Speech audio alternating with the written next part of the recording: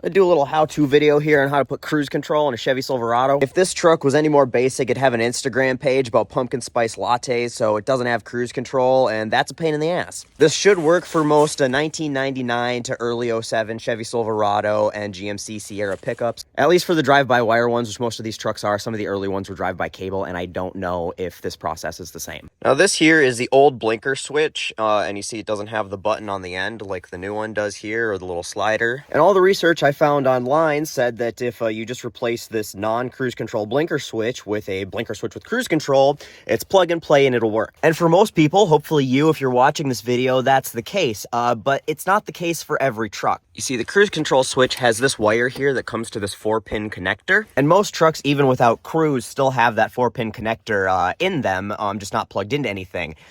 Some trucks, like mine, did not. But to find that out, you need to tear your dash apart. This dash plate here just pops off. It just pops out of these little holes by hand. It's pretty easy, but you do have to finesse it around the steering wheel, so you want to make sure it's in the all the way tilted down position. And then your shifter lever needs to be all the way down in the first gear position to really get it out. Now, you don't have to take this bottom piece off, but you can, and it does make it a little bit easier. There's just two 7mm screws on the bottom, and then it just pops off by hand as well. And then getting this cover off the steering column is probably the biggest pain in the ass. It sometimes has some screws in the bottom. It has holes for them, but they don't always put the screws in there for some reason.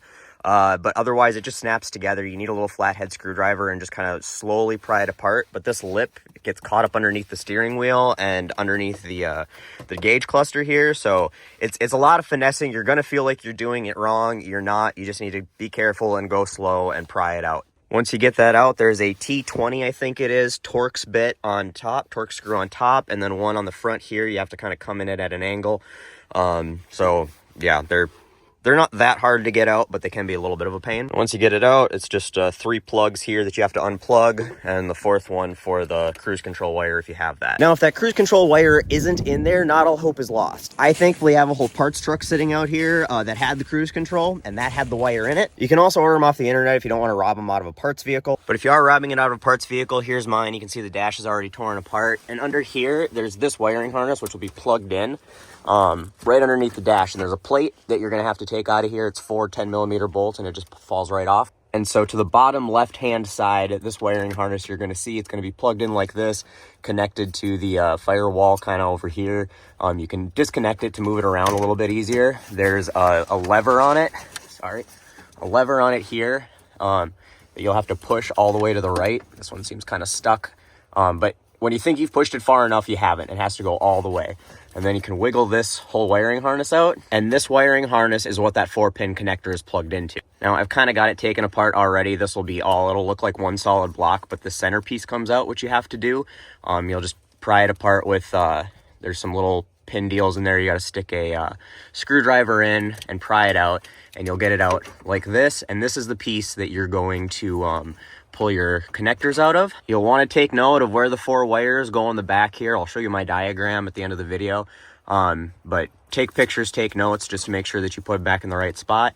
And then these little blue pieces, you need to slide off like so. They come all the way out. And then you can just push the connectors with a little screwdriver out and pull the wires out.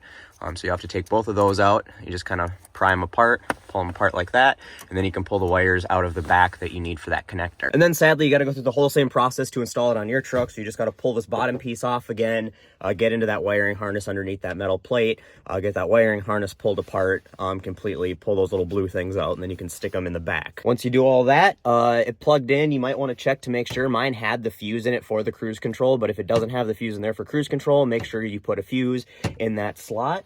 And then you can go ahead and you got cruise control. That's all there is to it in the worst case scenario. In best case scenario, you don't need to mess around with that little wiring pigtail. And you can pause to read. This is where the wires go into that wiring harness if you're looking at it from the back, and it would be this way. So the green and brown ones would be in the part of the wiring harness closest to the driver's door.